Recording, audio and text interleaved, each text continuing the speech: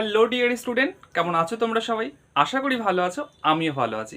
আমি তোমাদের সুকান্ত স্যার চলে এসেছি জ্ঞানজ্যোতি কোচিংয়ের পক্ষ থেকে একটি নতুন ভিডিও ক্লাস নিয়ে। আমরা আলোচনা করছিলাম বিভিন্ন ধরনের গ্রামীণ বসতির শ্রেণী বিভাগ। তার মধ্যে আমার দুটো ভাগ অলরেডি আলোচনা করা হয়ে গেছে, গোষ্ঠীবদ্ধ এবং বিক্ষিপ্ত জনবসতির বৈশিষ্ট্য কাকে বলে, গড়ে ওঠার কারণ। তোমরা যদি ভিডিওটা না দেখো অবশ্যই কিন্তু এর আগের ভিডিওগুলো দেখে এসো। আজকে আমার আলোচ্য বিষয় হলো দণ্ডাকৃতি বসতি বা লিনিয়ার বসতি বা রৈখিক বসতি গড়ে ওঠার কারণ, তার সুবিধা অসুবিধা, তার সংজ্ঞা, এইসব নিয়ে আলোচনা। তো দেখে নেওয়া যাক আজকে আমাদের কি কি রয়েছে। তো দণ্ডাকৃতি বসতি কাকে বলে?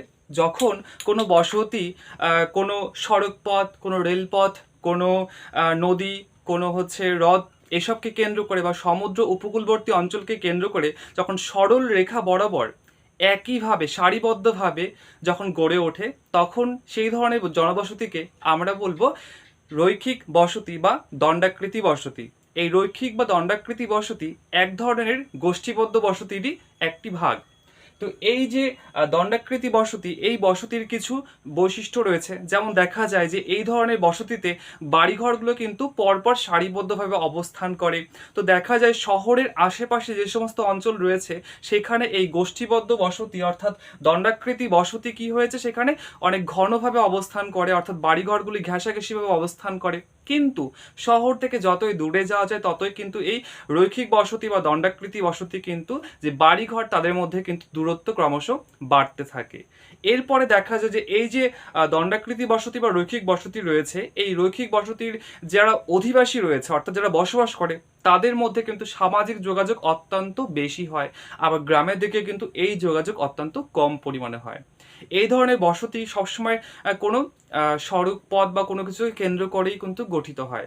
তো দেখা যাক এই ধরনের বসতিটি গড়ে ওঠার জন্য কি কি কারণ রয়েছে। তো প্রথমে আমাদের কারণটা দেখে নেব, সেটি হচ্ছে বন্যা ও জলোচ্ছ্বাস। অর্থাৎ দেখা যায় নদী তীরবর্তী অঞ্চলে অর্থাৎ নিম্নভূমিতে কিন্তু প্রায়শই বন্যা দেখা যায়। সেই বন্যার হাত থেকে রক্ষা পাওয়ার জন্য নদীর যে স্বাভাবিক বাঁধ এলাকা রয়েছে অথবা কোনো সড়ক পথ রয়েছে, সড়ক পথ যেহেতু অনেকটাই উঁচুতে অবস্থান করে, তো সেই সড়ক পথ বা নদীর স্বাভাবিক বাঁধকে কেন্দ্র করে কিন্তু তার সমান্তরালে এই বাড়িঘরগুলো বা বসতিগুলো নির্মাণ হয়।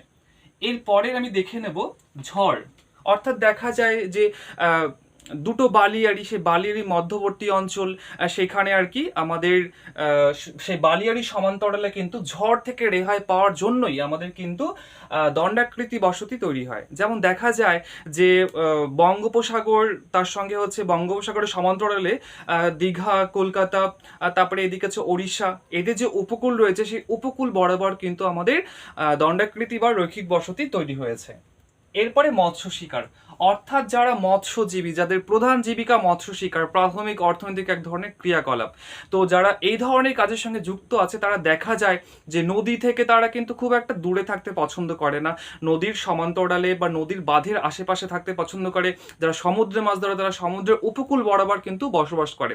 ঠিক এই কারণে কিন্তু দেখা যায় যে সমুদ্রের কিনারা বরাবর, নদীর কিনারা বরাবর বরাবর কিন্তু তাদের যাতায়াতের সুবিধার জন্যই তারা রৈখিক ধরনের বসতিতে আবদ্ধ হয়ে পড়ে। এরপর আছে খাস জমির উপস্থিতি। অর্থাৎ দেখা যায় যে বিভিন্ন রেলপথের আশেপাশে যে জমিগুলো থাকে দেখা যায় সেটা ম্যাক্সিমাম কিন্তু সরকারি খাস জমি বা ভেস্টের জমি থাকে। তারপরে দেখা যায় যে বিভিন্ন সড়ক পথ রয়েছে, সরকারি সড়ক পথ, সেই সড়ক পথের আশেপাশে যে মিনিমাম জায়গাটুকু থাকে সেটা ম্যাক্সিমাম কিন্তু সরকারের আন্ডারে থাকে। সেই খাস জমিগুলো বা ভেস্টের যে ল্যান্ড রয়েছে সেই ল্যান্ডের উপরে কিন্তু কিছু মানুষ জবরদখল করে সেখানে তাদের বসতি নির্মাণ করছে, যার কারণে সেই সড়ক পথ বরাবর বা রেলপথ বরাবর সেই খাস জমিতে বসবাস করছে বলে সেখানে দণ্ডাকৃতি বা রৈখিক বসতি তৈরি হয়েছে। এরপর রয়েছে আমাদের সুযোগ সুবিধাজনক বা সুবিধাজনক অবস্থান। অর্থাৎ দেখা যায় কোনো সড়ক পথ, কোনো রেলপথ অথবা কোনো নদীর সমান্তরালে যেখানে কিন্তু যোগাযোগ ব্যবস্থা অত্যন্ত নিবিড়, অর্থাৎ দেখা যায় সেখানে সড়ক পথের ধারে জিনিসপত্র কেনা বেচা, পরিবহন করা, আমদানি করা একেবারে কিন্তু সহজসাধ্য হয়, তেমন কোনো একটা কঠিন পরিশ্রমের ব্যাপার হয় না, যার জন্য মানুষ এই সুযোগ সুবিধাকে কেন্দ্র করে বিভিন্ন সড়ক পথ, রেলপথ বা নদীর যে বাঁধ রয়েছে সেই বাঁধকে কেন্দ্র করে কিন্তু মানুষ এই ধরনের দণ্ডাকৃতি বসতি বা রৈখিক বসতি তৈরি করছে।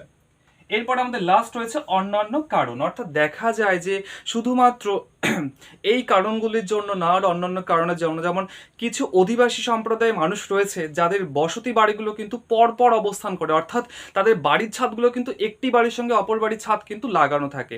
তো এই বিশেষ উপজাতি সম্প্রদায়ের মানুষরা এই বিশেষ ধরনের বাড়ি নির্মাণ করেন। তাছাড়া কিছু সামাজিক নিরাপত্তার কারণেও কিন্তু এই ধরনের বসতি তৈরি করে। তো এই ধরনের বসতিতে অসুবিধা কি হয়? অসুবিধার মধ্যে এটা যে যখন তখন কিন্তু সরকার এই খাস জমি থেকে মানুষদেরকে উৎখাত করতে পারে তাদের বসতি থেকে, এই একটা অসুবিধা রয়েছে।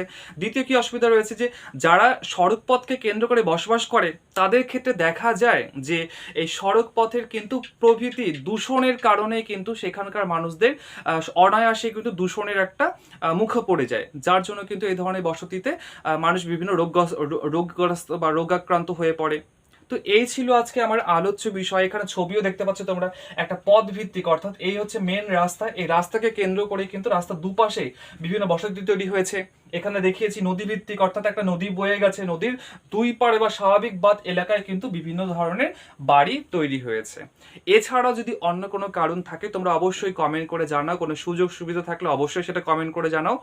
আমাদের ক্লাস যদি তোমাদের অবশ্যই ভালো লাগে, আমাদের সঙ্গে যুক্ত হওয়ার জন্য আমাদের সঙ্গে যোগাযোগ করতে হবে 6295916282 অথবা 7076398606। এই নাম্বারে আমাদের সেমিস্টার বেসিকে ক্লাস অলরেডি শুরু হয়ে গেছে। ফার্স্ট সেমিস্টারের ক্লাস কিন্তু ইতিমধ্যে শুরু হতে চলেছে। তোমরা যারা ভাবছো জিওগ্রাফি নিয়ে পড়বে তারা অবশ্যই কিন্তু কন্ট্যাক্ট করবে। ভিডিওটা ভালো লাগলে অবশ্যই লাইক করবে, কমেন্ট করবে, আর নতুন নতুন ভিডিও পেতে অবশ্যই চ্যানেলটিকে সাবস্ক্রাইব করবে। ভালো থাকবে, দেখা হচ্ছে পরের ভিডিওতে।